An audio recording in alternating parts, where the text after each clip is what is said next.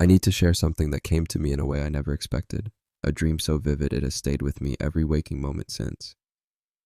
In that dream, Jesus himself revealed to me who we meet first when we step beyond this life into eternity. I know how impossible that might sound, and believe me, I wrestled with whether to even open my heart about this. But what I was shown has changed everything about how I understand love, relationships, and what really awaits us after our final breath. This message is not just for me, it is for anyone who has mourned, who has asked the silent questions in the middle of the night, who has ever wondered what eternity holds. To explain, I need to take you back more than 10 years, to a night with my grandmother Maria. She raised me after my parents' marriage broke apart when I was 7.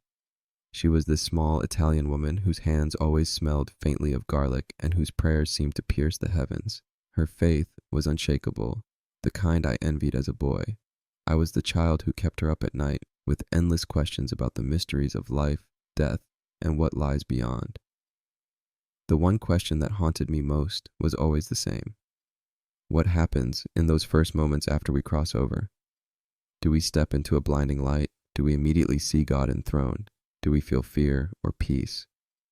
Whenever I asked, she would smile gently, yet in her eyes lingered something deeper, as if she carried a secret she couldn't fully reveal. On the night before her final trip to the hospital, we sat together on her porch drinking tea. I was in my early 20s, anxious about my future and full of doubts about faith. She looked at me with that knowing gaze and said words that branded themselves on my soul. Jonathan, when my time comes, I'm not afraid of meeting God. I already know him. What excites me is meeting everyone else. I didn't understand then. I was too young to press for the deeper meaning. 3 days later, she was gone. But that conversation became a seed I carried with me into every prayer, every doubt, every role I played. It shaped my questions about eternity and what truly happens when our journey here ends. Years passed, my faith grew, and so did my questions. Especially through my work portraying Jesus, I found myself turning to scripture, to prayer, to long nights of searching for clarity. Still, no real answer came, until 3 nights ago. That night I prayed differently. My prayers were not polished or rehearsed. They poured out raw, like speaking to the closest of friends. I was exhausted, spiritually drained, and weighed down by questions too heavy to keep carrying. I specifically asked Jesus about my grandmother's words. What did she mean about being excited to meet everyone else? Who do we actually see first when we cross the threshold? As sleep overtook me, the air in my room felt charged, heavy with anticipation. A deep peace wrapped around me, not just the calm of tiredness, but the embrace of love itself. My last thought was a simple plea. Jesus, show me what you want me to know about eternity. The dream began unlike any dream I've ever known. I found myself standing in a realm that wasn't quite earth and wasn't quite heaven, yet it was filled with an overwhelming peace. A soft, warm light surrounded me, not shining from a sun or a lamp, but alive, pulsing with welcome, carrying the weight of love itself. And then I saw him. Jesus appeared, and immediately I knew this was no figment of imagination. His presence was more real than anything I had ever experienced. He looked at me with a tenderness that unraveled every wall I had built inside. Tears ran down my face, but they were not tears of sadness. They were tears of homecoming, of recognition. His smile held every prayer I had ever whispered, every doubt he had carried me through, every moment he had been present, though I had felt alone. His first words pierced me. Jonathan, you've been carrying questions too heavy for your heart to hold alone. His voice was strong yet gentle, like authority and intimacy woven together. I nodded, because it was true. I had been dragging questions like stones across my chest, questions about eternity, suffering, meaning. He continued, I know you've carried your grandmother's words all these years. Walk with me, and I will show you. The landscape around us shifted as we moved together. At times, it became the rolling hills of Galilee. At others, it blossomed into gardens beyond imagination, or places that had no earthly counterpart, yet felt more real than anything I'd ever touched. As we walked, he spoke. Most people imagine their first encounter after death will be with me, or my father, or perhaps an angel. But love does not work that way. Love is personal. Love is relational. Love knows exactly what each soul needs in its moment of greatest transition. Every word struck me as a truth deeper than knowledge, something my soul had always longed to remember. He said, "The first person you encounter after leaving your earthly body is the one you need to see most. For some, it's a parent who has gone before. For others, a child lost too soon. For many, it is the person who first showed them what unconditional love feels like on earth." At that moment, waves of emotion crashed over me. I thought of my grandmother, of all those I had lost, of the millions who grieve wondering if they will ever see their loved ones again. Jesus' eyes shone with joy as he continued, "This first encounter is not random, it is not chance, it is orchestrated by the Father's perfect love and his intimate knowledge of every heart. Perfect love ensures that no one arrives in eternity alone or afraid." As he spoke, I realized my grandmother's words on that porch all those years ago had been a clue to this very truth. She wasn't afraid of meeting God because she already knew him. She was excited about the reunion love had prepared for her. And then Jesus said something that sank so deep into me, I knew I would never forget. "Jonathan, I want you to share this because too many people live in fear of that moment, wondering if they'll be alone. They won't. Perfect love has already prepared their welcome."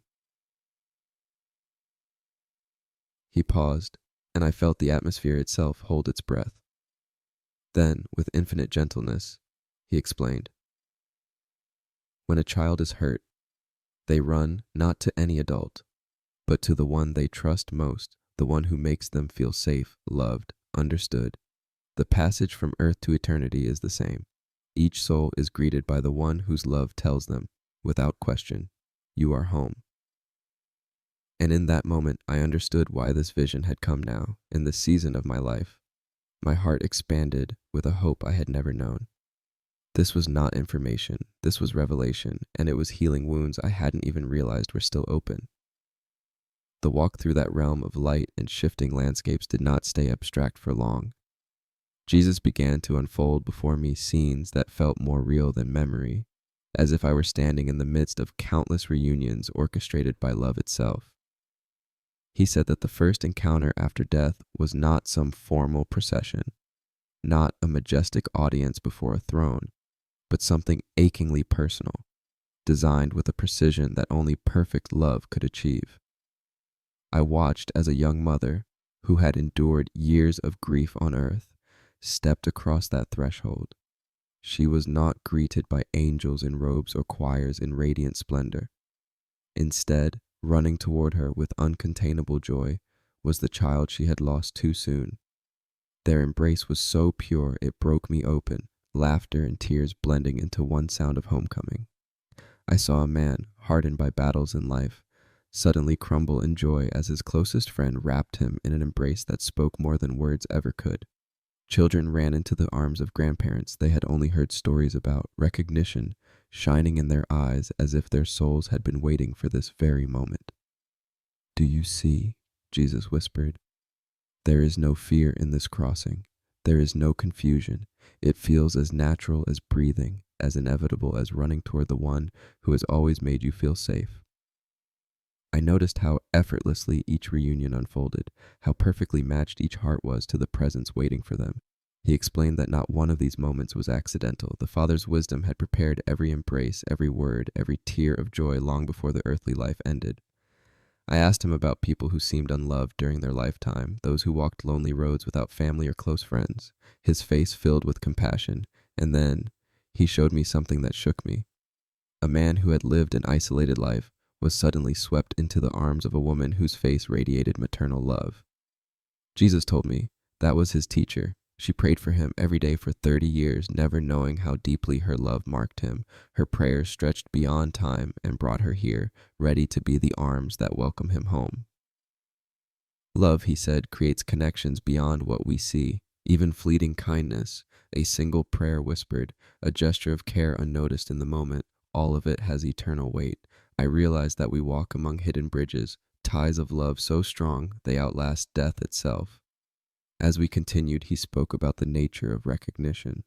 It is instant, he said, but it goes deeper than faces remembered.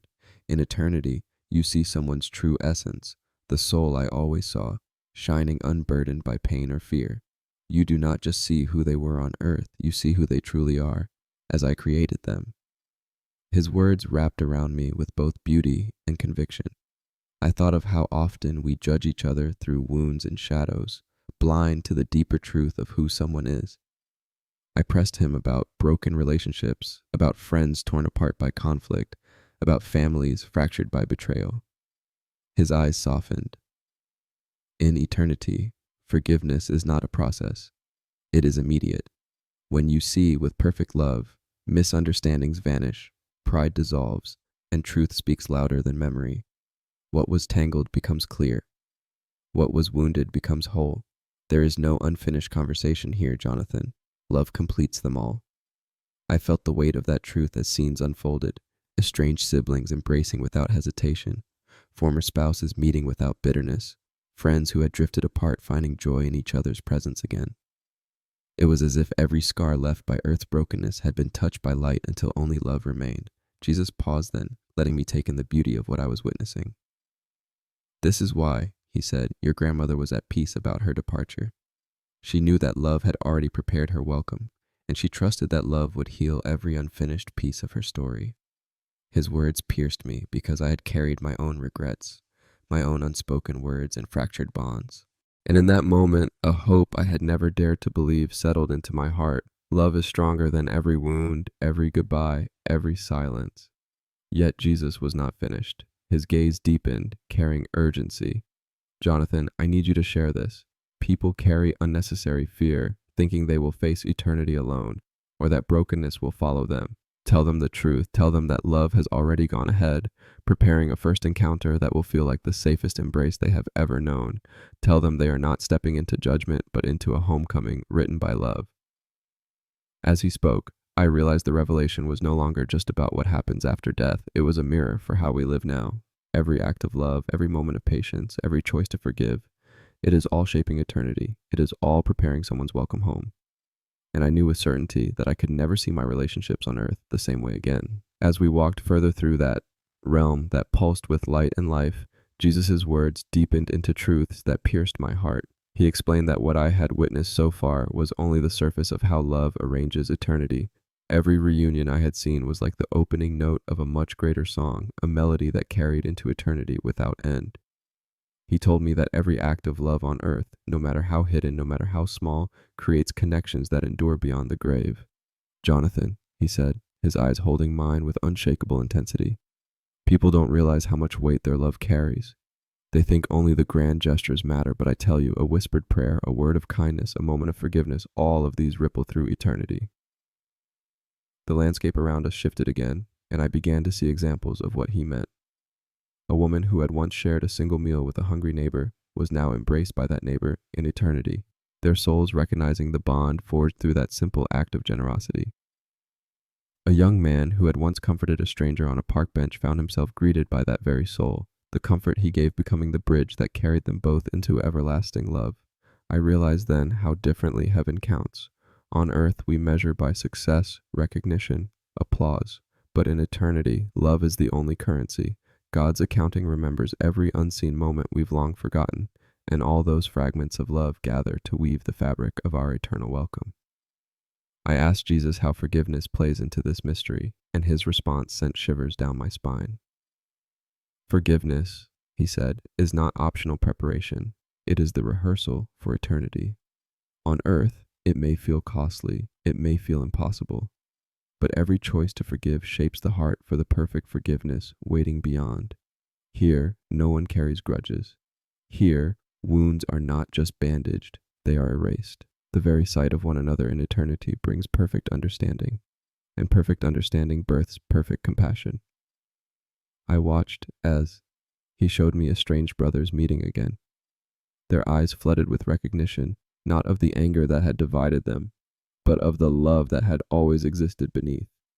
Former friends who had parted with words of bitterness now ran toward each other as though the years of silence had never happened. The power of eternity dissolved what pride and fear had once built. Jesus explained that when souls arrive, the one who greets them is not only a familiar face but a bridge. That person's presence tells the newly arrived heart, "You are safe, you are known, you are loved." And from there, the soul is drawn into the wider family of heaven, where love multiplies endlessly. He showed me how circles widened. After the first reunion, others gathered, family, friends, mentors, even those who had prayed silently from afar. It was not a chaotic rush, but a beautifully ordered unfolding, like a flower opening petal by petal until the whole garden was revealed. Then Jesus' voice grew tender again. Some wonder if those they lost are simply waiting idly in heaven. They are not. They are preparing. Love does not sleep, it works. Even now, those who have gone before are arranging, interceding, readying the embrace for when the time comes. Their love is not dormant. It is active, alive, shaping the welcome that will one day greet you. As he spoke, I saw glimpses of souls in eternity busy with holy preparation, gathering others, weaving moments of memory, arranging the chorus of welcome. My grandmother was among them, her hands, those same hands that once cooked meals and folded in prayer, now shining as she prepared a place for me and for others she loved. I fell to my knees, undone by the magnitude of it. "Lord," I whispered, "how should we live knowing this?" His response was immediate, clear as thunder yet soft as rain. "Love now, forgive now, comfort now. Every act of love on earth is practice for eternity. Every embrace here begins with a choice made there." He lifted me gently to my feet, his eyes glistening with eternal light. "Jonathan, the one who greets another home is rarely perfect in the world's eyes. More often, it is the one who loved through brokenness, who stayed faithful in weakness, who offered grace while needing grace. Love flows through imperfect vessels, and that has always been my design." At those words, I saw a reunion that shattered me in the best way. A woman ran into the arms of her brother, a man who had struggled with addiction, who had failed her countless times, but who had always loved her fiercely. His imperfections did not disqualify him. His love did. And in eternity, that was what mattered. I felt tears burning down my face as I realized how many of us disqualify ourselves, thinking our flaws cancel our impact. But Jesus was showing me the opposite. It is often through our cracks that his light shines brightest. Then he spoke with urgency, almost pleading, "Jonathan, tell them not to wait to love. Tell them that every kindness, every act of patience, every word of grace is preparing them to be someone's first glimpse of home. Tell them they don't have to be perfect. They only need to love."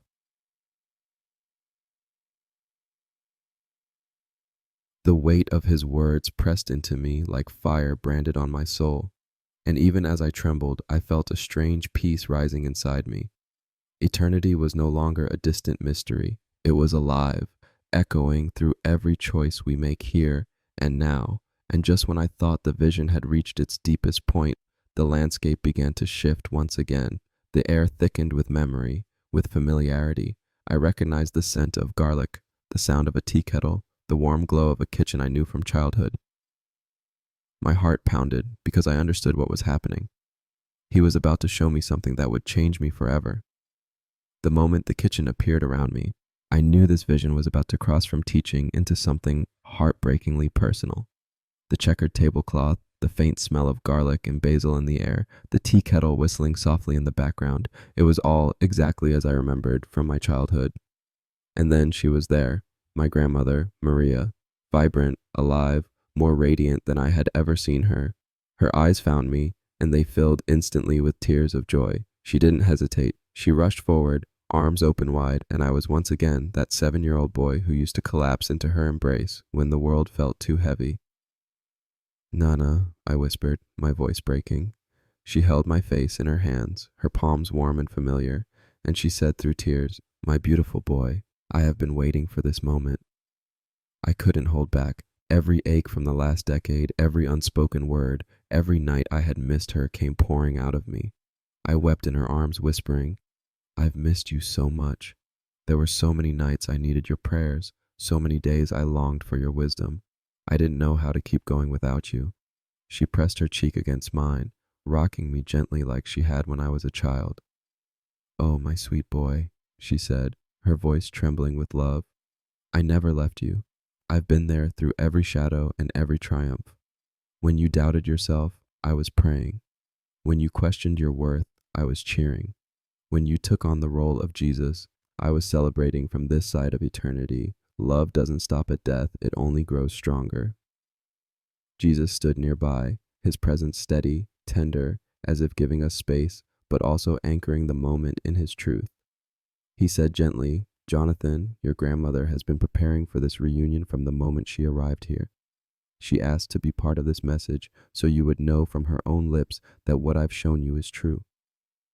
My grandmother nodded, her eyes shining like never before. Jonathan, she said, gripping my hands with a strength that was both gentle and fierce. The love I gave you on earth didn't end with my last breath. Every prayer, every meal, every hug, it all became part of who I am here. And now I use that love to welcome others home. The same arms that comforted you are comforting souls as they take their first steps into eternity. That is my purpose now. Her words undid me. I could feel them repairing broken places inside me I hadn't even realized were still raw. Jesus stepped closer, his voice filled with authority, yet overflowing with compassion. This is what I need people to understand, Jonathan. Love is the qualification. Every act of kindness, every sacrifice made in love, every choice to forgive, these are not small things. They prepare a soul to be the one who welcomes another into eternity. Perfect love flows through imperfect people, and in eternity it becomes the bridge for those arriving home. My grandmother squeezed my hands tighter. Jonathan, there are people who are grieving right now, people who wonder if they'll ever see their loved ones again. Tell them from me, from someone who knows both sides, that love is eternal. The bond they had with their person is not gone. It is alive, active, preparing for their reunion. And the love they are giving now is preparing them, too. They might be someone's first glimpse of home. Tears streamed down her face as she continued. The person watching this, thinking of the one they've lost, that memory they cherish, is not just nostalgia, it is a preview. And just as surely as they are longing for reunion, someone may already be longing to see them. The love they give now is writing tomorrow's welcome. Jesus placed his hand over ours, his gaze burning with love. This is why your grandmother said she wasn't afraid to meet God. She already knew him. What she longed for was the joy of seeing everyone else. Because eternity isn't only about being welcomed, it's about becoming one who welcomes. My grandmother leaned closer, her eyes fierce with truth. Jonathan, tell them this. Every goodbye on earth is only a see you later from heaven's side. No love is wasted, no bond is forgotten. We are not lost to them. We are preparing for them. Her words wrapped around me like fire and balm at once, and I clung to her as if I could hold that embrace forever, but I could feel the air shifting, the vision moving toward its close. Jesus looked into my eyes, his voice steady but urgent. Jonathan, you must carry this. Tell them what you've seen. Tell them that their first encounter will not be with fear or with judgment, but with love in its purest form. Tell them to love boldly now, for every act of love writes eternity. And with those words, I felt the moment building toward a crescendo I wasn't sure I was ready for. The reunion was reaching its peak, but I knew something even greater was about to be revealed. When my grandmother's words faded into the stillness of that luminous space, I sensed the vision reaching its summit, though I wanted desperately to linger. Jesus stood close, his presence steady, his eyes carrying both urgency and endless compassion. He said, Jonathan, everything you've seen here, the reunions, the embraces, the forgiveness, the preparations, it is all meant for you to carry back, not as a story for yourself alone, but as a message for every soul who longs to know what awaits them beyond the veil of death. I held tightly to my grandmother's hands, reluctant to let go. She kissed my forehead like she had countless times in my childhood. Jonathan, she whispered, remember this. Love is eternal. It doesn't vanish at death. It grows stronger, deeper, more radiant. The love you give today is building the bridge you will one day walk across, and it is preparing you to be the arms someone else will run into. Tears streamed down my face as she added, tell them I said every goodbye on earth is only a see you later from heaven's side. Jesus placed his hand over mine, sealing her words with his presence. Jonathan, you must go back and tell them. Tell them that no one will cross into eternity alone. Tell them that their first encounter will not be with fear or judgment, but with the one whose love shaped them most. Tell them to live now as if every act of love echoes into forever, because it does. The vision began to fade, but instead of vanishing like a normal dream, it imprinted itself on me with clarity I cannot explain. I woke up in my bed, my face wet with tears, my heart pounding with the weight of what I had just experienced. Unlike ordinary dreams that dissolve in daylight, this one burned brighter with each passing second. Every word, every embrace, every revelation remained crystal clear. For hours I lay still, overwhelmed by peace I had never known before.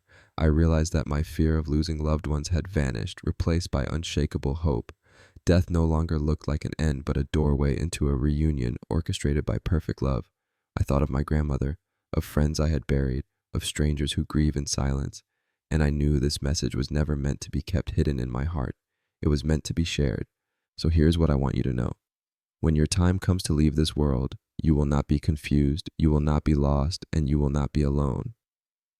The one who loves you most, who understands your heart best, who has been prepared by God himself to greet you, that person will be waiting with arms open wide. This is not speculation, not wishful thinking. It is the promise I was given, the truth I was shown. But it is more than comfort for the future. It is also a challenge for today. The love you give now matters infinitely more than you realize. Every prayer you whisper, every hug you offer, every act of forgiveness, every moment you choose compassion over indifference, you are preparing not only for your own reunion, but for the moment when you may be someone's first glimpse of eternity. Love is not wasted. Love is never forgotten. Love is the only currency that survives the grave. Since that encounter, people around me have noticed something different. There is a quiet assurance in my heart, a peace that does not falter. I see every person I meet as someone I may encounter again in eternity's embrace. My relationships feel heavier with meaning, lighter with grace. I no longer look at goodbyes as endings, but as temporary pauses in a story love will finish. Before I close, let me pray for you. Father, I thank you for every soul hearing this. Remind them that their love matters, that their grief is not meaningless, that every bond of love continues beyond time. For those who are mourning, comfort them with the assurance that their loved ones are preparing for reunion. For those who are fearful of what lies ahead, anchor them in the truth that love is waiting. In Jesus' name, amen. This is the heart of the revelation I was given. Love is the beginning, the middle, and the end. Your first encounter in eternity will be love. Your eternal purpose will be love. And every act of love you choose today is rehearsal for the perfect love awaiting you tomorrow. So let me leave you with this.